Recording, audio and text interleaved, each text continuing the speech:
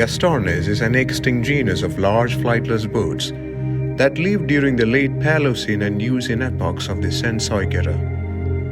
The genus is currently thought to contain 3 or 4 distinct species known from incomplete fossil remains found in Western Central Europe.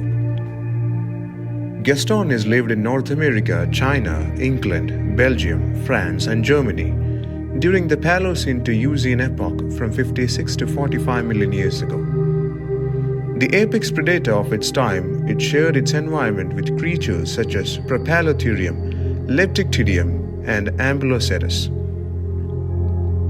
Gastornis died out at the end of the Eocene when larger, mammalian predators such as Hynodon evolved. The largest of all Eocene birds, Gastornis stood about 6 feet or 2 meters tall as a grown human, and weighed over 1,000 libra balance scale, otherwise lbs, making them the second largest flightless bird ever to exist. Gastornis were large, fairly thickly built birds with heavy stocky heads and a 45 cm skull and beak, shaped like a hatchet. The beak, although very large, was not hook-like with other birds such as forest ruckus. Gastornis was most likely an ambush predator, lying in wait to attack animals like Propalotherium.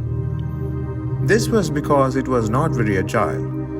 When female Gastornis laid eggs, they had to wait 2 months for them to hatch. These birds were also fiercely territorial, and when another Gastornis, whether it be male or female, got too close, the mothers moved to protect their nest. Surprisingly, despite their predatory nature, Gastornis was omnivorous. It used its large beak for cracking open nuts and perhaps fruits.